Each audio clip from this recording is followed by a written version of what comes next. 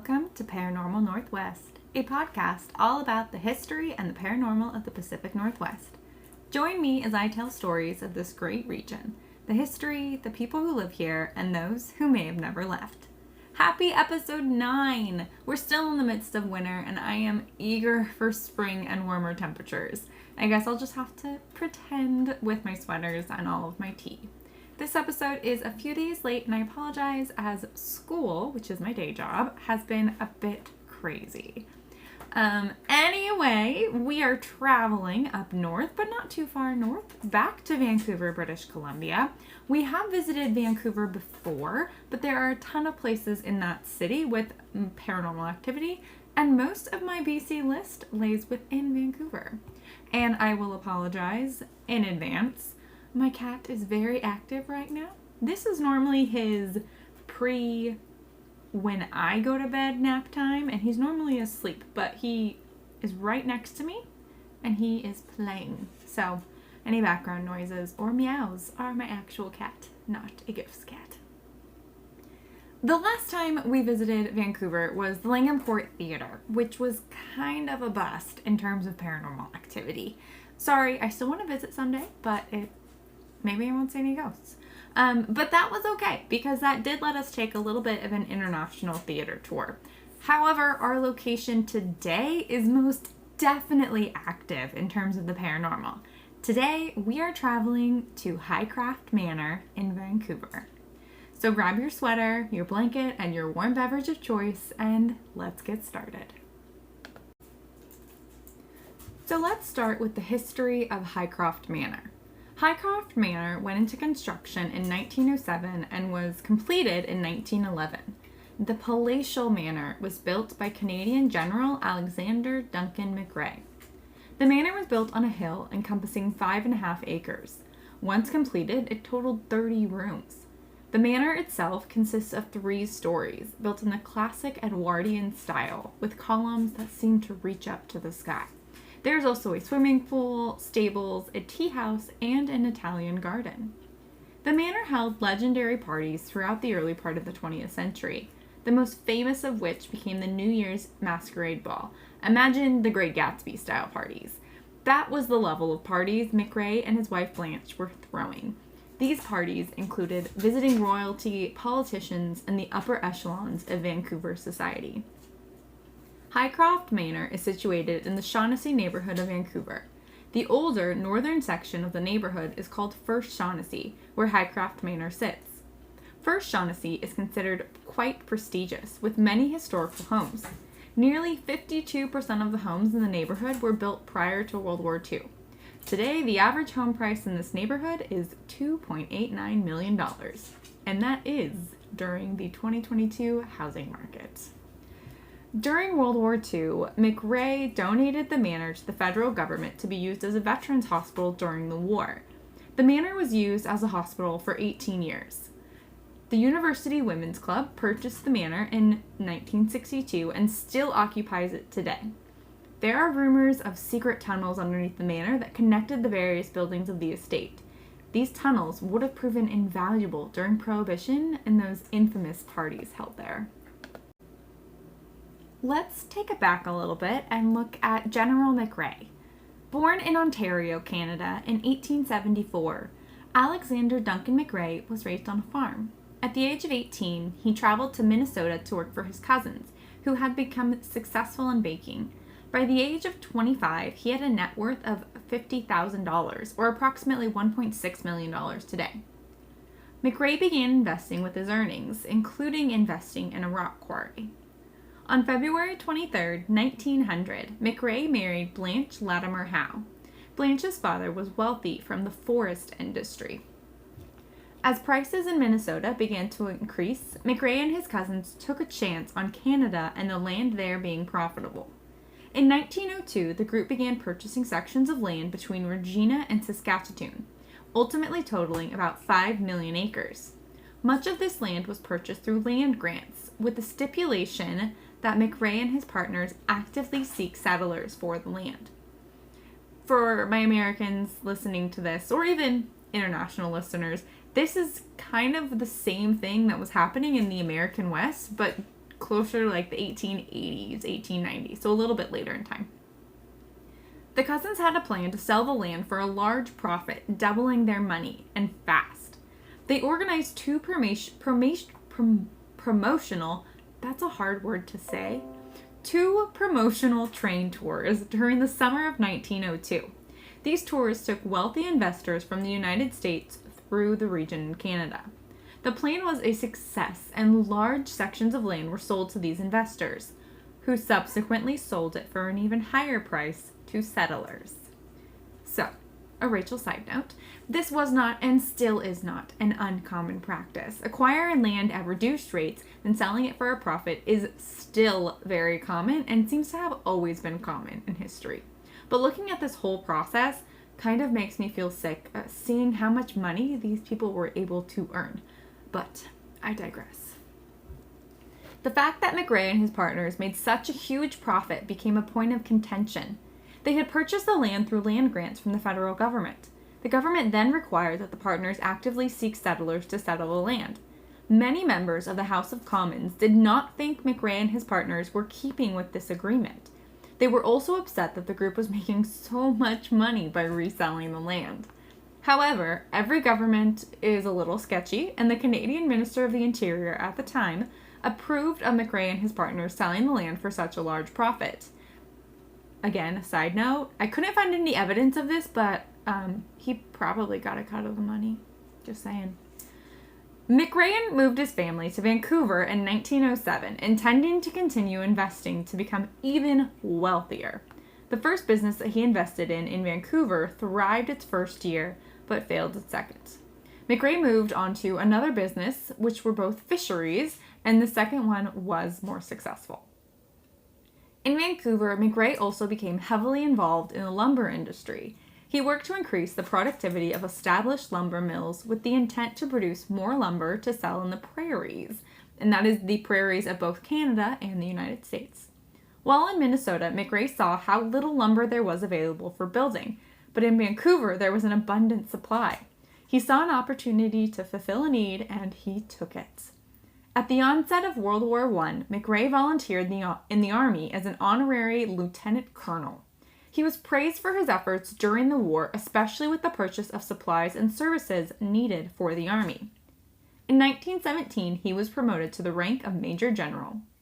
He left the military just 2 months after the end of the war, and his role during the Second World War was that of fundraising. I want to take a moment to discuss Canada's impact on World War II.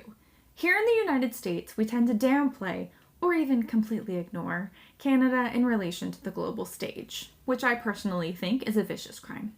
During World War I, Canada was a dominion of the United Kingdom, and therefore entered the war when the United Kingdom declared war on Germany in August of 1914. But by the onset of the Second World War, the decision to enter the war and therefore fight on the global stage was up to the Canadian Parliament. The Canadian Prime Minister, William Lyon Mackenzie King, along with Parliament, were reluctant to enter the war. Part of this reluctance was due to an issue that arose during World War I and conscription. Many Canadians held issue with fighting in overseas wars. However, as tensions and conflicts rose around the world, the Canadian Parliament was ready to support the United Kingdom by August of 1939. The Prime Minister's cabinet, Parliament, and the Canadian people supported the war effort in the event that Canada's participation would be limited.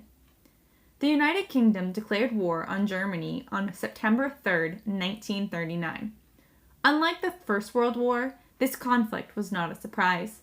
Canada was prepared and had already instituted rationing and censorship measures prior to declaring war against Germany on September 10, 1939. Just like the United States, Canada had been greatly affected by the Great Depression of the 1930s, and just like the United States, the impact of wartime manufacturing sped up the urbanization and industrialization of Canada. Approximately 10% of the Canadian population had enlisted in the Army, with very few of them having been conscripted.